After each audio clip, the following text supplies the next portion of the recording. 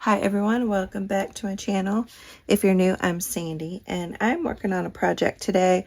I'm going to be using this embossing folder. I want to make some little embossed journaling cards, and this is a bird with some leaves around it. And so the paper pad that I am using, this is from Hobby Lobby and it's called Haberdashery. And I just picked out kind of a neutral colored paper, and we'll get going here. I'm going to trim this down so that it can fit into my Sizzix, and then we'll get going. My embossing folder is about 4.5 inches by 5 tall, so I've cut all these down to approximately that size. And I really like some of the edging on some of these, so I want to make sure that that is prominent. And I've put a little piece of masking tape on here to help me remember the front. So I want to make sure that this side has the raised edge on here. And then I'm using my fold away Sizzix. I love the fold away because this all folds up and fits nicely in my shelving. And then the sandwich I'm using, I have my big platform here, then I have the thin die adapter, and then I have just a couple thin pieces of copy paper below the thin adapter, and then my top plate. And I go through probably about 4 times. It's probably not necessary. Actually, I'll stop it here at 3 and we'll take a look at it. That is cool. And I love just the detailing of the paper in the background. And next I'm going to use my distressed crayons, and I'm going to do some coloring and highlighting of the raised embossed areas. You could also use your ink sprays or just your ink pads if you don't have any of the distressed crayons. And I'll kind of show you that on some of these so you can see the different options that you can do. But I'm going to go ahead and emboss all of these, and I'll be right back.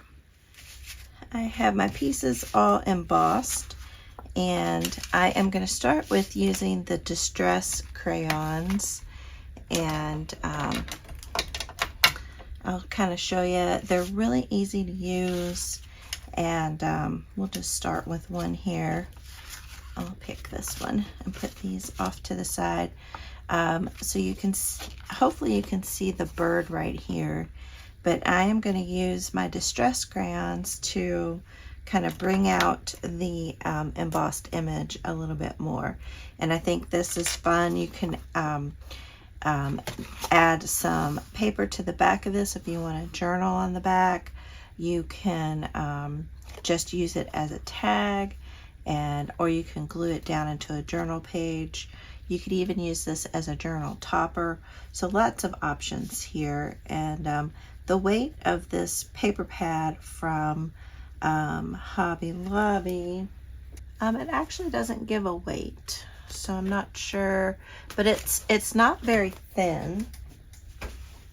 It's not super thick either, but I think it's a nice consistency. So with these crayons, there's a couple different ways that you can put them on, and here I'm showing you where you just kind of scribble it over the image that you're wanting to highlight. And here I'm doing his little tail here, and we got his head up top, and then you can just smush it with your finger. You could also use like a little paintbrush if you want, but I like the smushing technique. I think that turns out nice. And I don't know if you can see that shimmer on there, but it really brings out, you can really see that bird now. And I'm going to go back in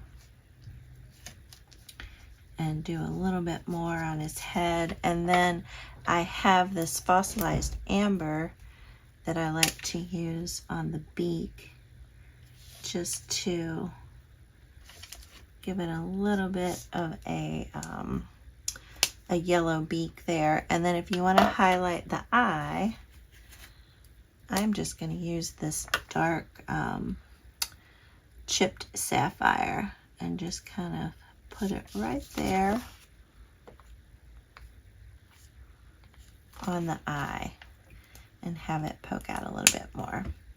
And if you want to add a little bit more, you can just add a little bit more and smush it around.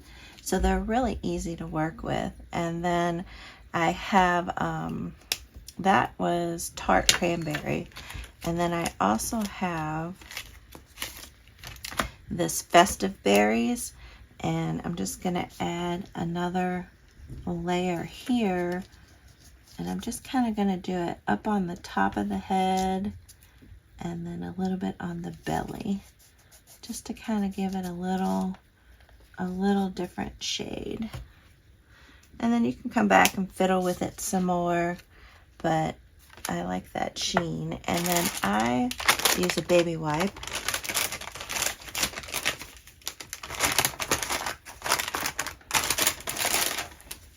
Sorry for all the noise, and just wipe it right off my finger.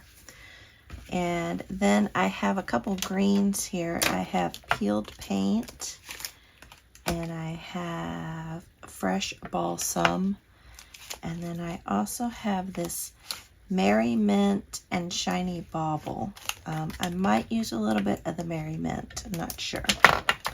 But these distress crayons, they last a long time, so I think they're a good purchase.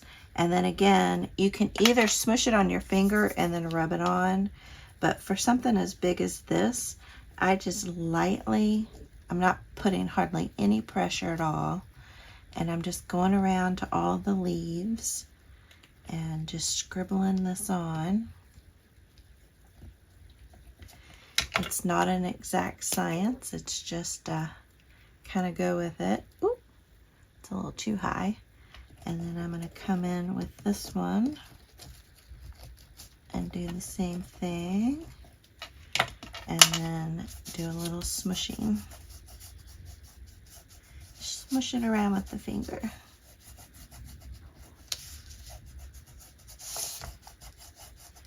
And it's that easy. And you can see just the transformation from plain to this one. And I'm going to probably do a couple more coats of the green on here, because I really want some of these leaves to pop.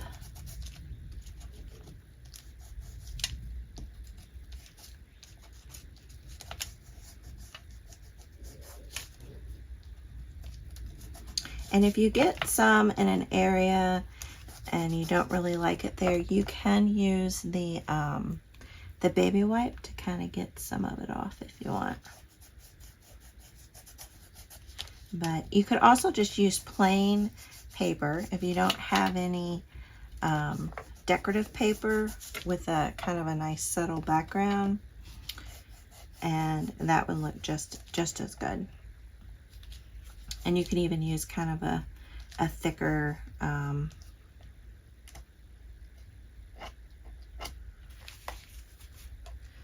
cardstock.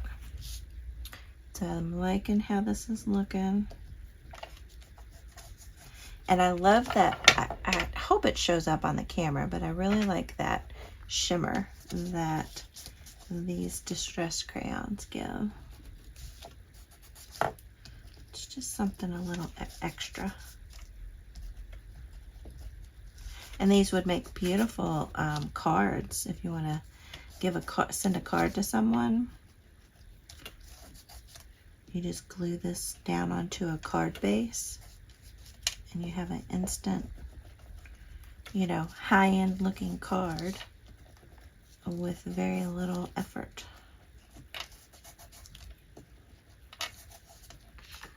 And then you just keep adding the color till you're happy with how it looks.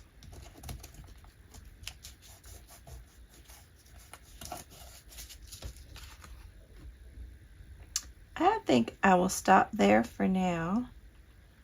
And then you can also do different color for the birds. So here I have a yellow one I've done, and I did the fossilized amber with a little bit of the rusty hinge. And then here is one where I did mostly the rusty hinge, and then I added just a little bit of the fossilized amber. And then I did a blue one, and the blue one is the chipped sapphire along with the winter frost. So I just think these are so fun and so quick and easy to do. Now, if you don't have any distress crayons, you can use your ink sprays or your ink pads. So let me show you doing one with the ink pads next. I haven't tried this with the inks, but it should work. I picked out some blues here to make a bluebird, and then some greens for the background. So I've chipped sapphire, prize ribbon, and faded jeans, and we'll give that a go. And I have this little guy from blending, and I have a few of these teeny tiny ones here, and then I have my blending brushes. So for the bird, I think I might start with this smaller one here and see how that goes. Now I'm not going to add any water just yet, and I don't know if I even will add any water, but we'll see. So that's a little bit of the prize ribbon. So you're not going to get the kind of shiny, glossy look as the Distress crayons. It's going to be a little duller, I guess, if you will. So that's something to keep in mind, and that may be the look that you actually want. So that's something to keep in mind. So I'm going to add a little chipped sapphire here.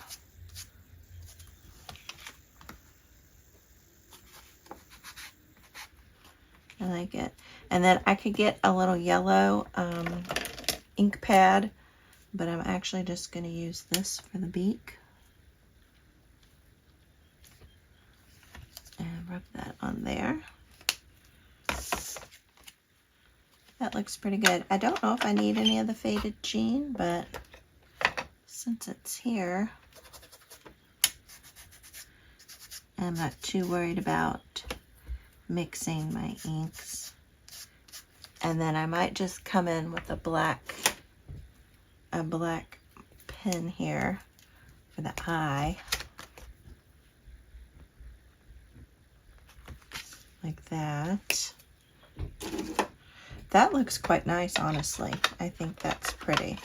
So it's a different look than the shiny, and more of the back paper is covered up because it with the sponge I'm getting down into the divots. So it's a different look, depends on what you're going for. I like them both, honestly. And then let's do a little background here. Since this is bigger, I feel like I could use my blending brush here, so we'll see how that goes. And like I said, I have Rustic Wilderness, Peeled Paint, and Bundled Sage. So I'm going to go start with the darker one first, I guess.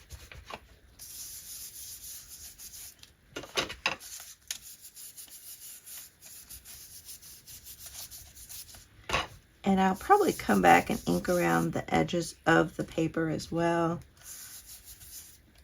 Not sure what color, if I'll just do the green or if I'll come back with a brown. All right, so let me wipe that off a little.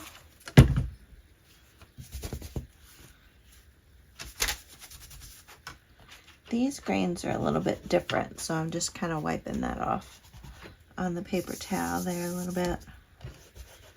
So the peeled paint, I'm not going to use a lot of the peeled paint. I just want to kind of, you know how when you look at leaf colors, they're not all just one shade of green. Oftentimes that you can see different shades of green on them. And the peeled paint definitely has a little more yellow in it.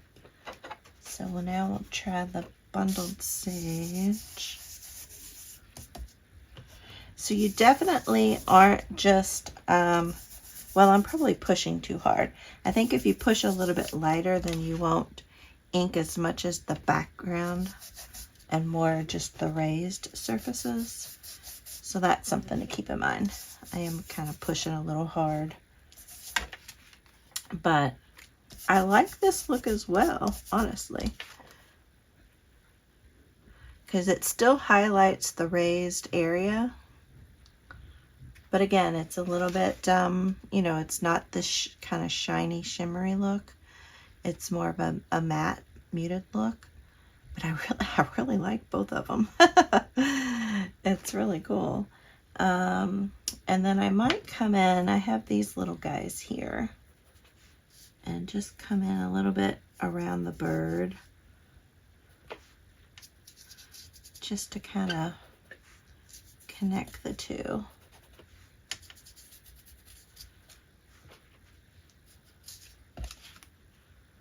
I'm having to look at, hold it up to get a good look at it. I have a little bit of a glare today. And I actually even like kind of going over with the smaller one, because then I can concentrate on just the raised areas and give it a little bit more of a look. Have it pop out a little bit more. So y'all can see that. Yeah, I like this embossing folder. This is, I just showed it in a haul video. I got this from Temu. So if you're interested in the link, just let me know in the comments down below. I think it was like $1. It's crazy.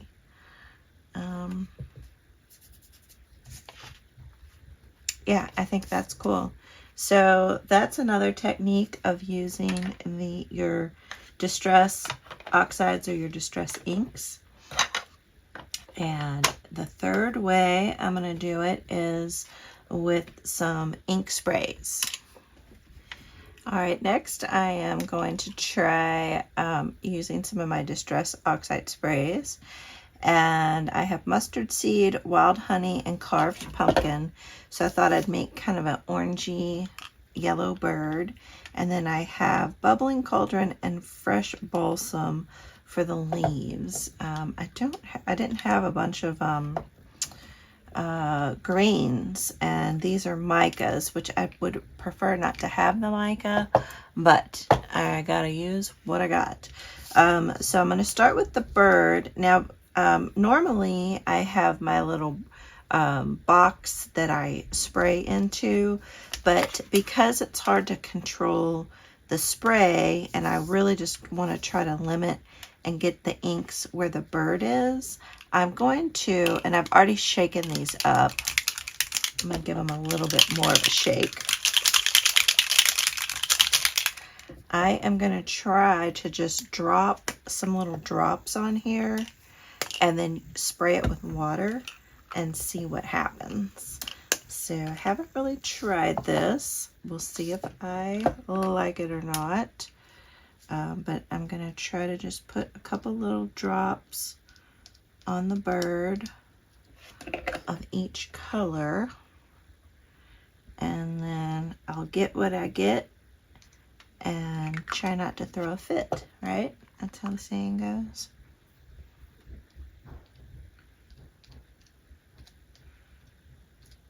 And then I'll just spray a little water. And with this, you can either do a full pump, like pull the trigger all the way back, or you can just do a little droplets. So I'm just gonna kind of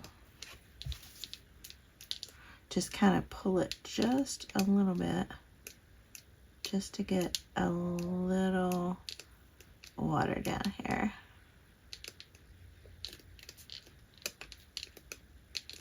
And we'll see what happens. And it'll probably roll off of the bird a little bit. I'm not too overly concerned about that. And then I might dab up any of the extra, and we'll see what happens here. So then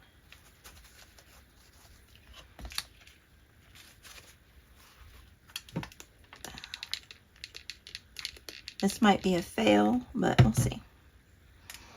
And I'm going to try maybe a little paintbrush.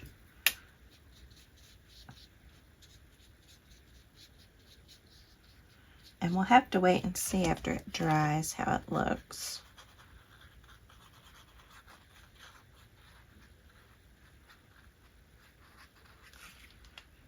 Yeah, this might be a fail, but we'll give it a try.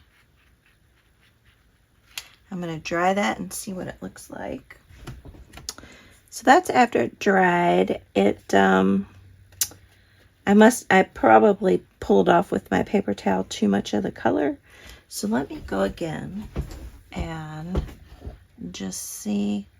I mean, you could also just use some watercolors if you want.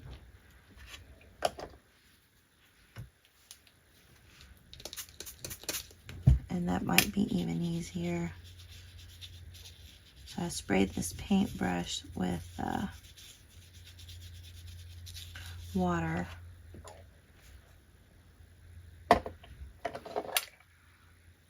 So if you have watercolors, that might even be a little bit easier. I'm just experimenting here, just having a little fun. And once it's dried, if you've lost some of the definition of your images, your embossed images, you can go back and run it through the embossing machine again, because like his head looks a little smushed in, so I might have to run it through the embossing folder a little bit more.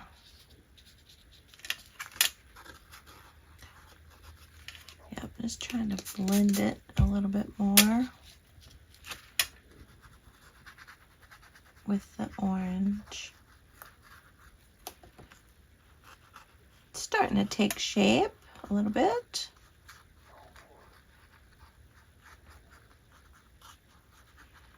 I definitely like the honey and the carved pumpkin together. Oh, that's way too much.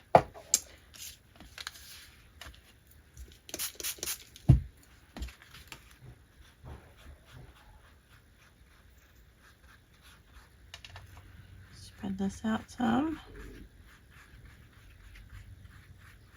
Oh, that's pretty. Yep. You could also just dip your paintbrush if you have a little glass of water. Okay, that's starting to take shape. That's cute. I like it. And then if I wanted to do some, I could mask this off, cover it up, and then I could spray around the leaf. But I'm going to try, well, let me dry this and see how it looks. As these are distress oxides, you can see it's a very kind of cloudy color, but still pretty, especially on, that's what you'll get on the brown cardstock. If I did this again, I would probably use these on white or a lighter cardstock, because I think it would pop a little bit more. But hey, that's how we learn, right? So the micas will probably pop a little bit more.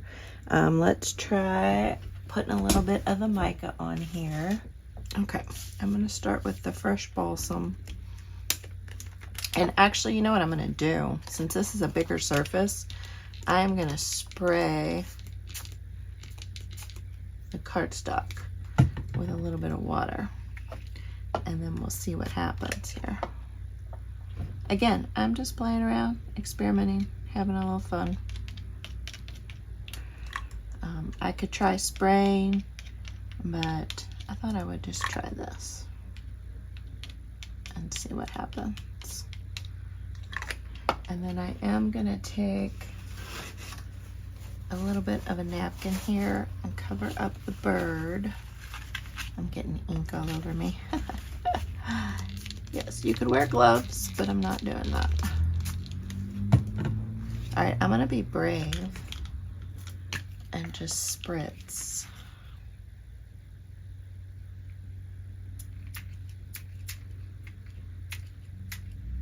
There we go. And again, I'll have to run this through the embossing folder again. And then this will definitely be brighter because it's the mica. Let me dry this. So I dried it, and you can see the shimmer there, or hopefully you can, on the card. And again, with it being the brown cardstock, it's gonna look a little bit different than on a white cardstock. So my learning from this process is that if I used these, I would do these on a white or cream cardstock, I feel, as opposed to the brown, because I like the distressed crayon look on this brown cardstock.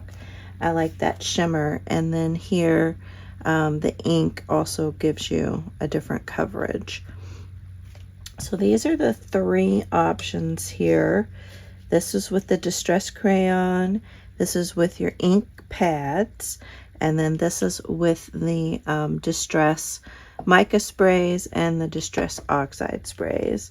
Now if I had just the distress spray, not the oxide, the colors would probably be a little more vibrant on this brown cardstock.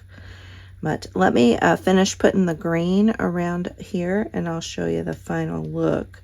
Let me know what your favorite is. I kind of think that I like, oh, I was going to show you in different color birds. Here's the red one.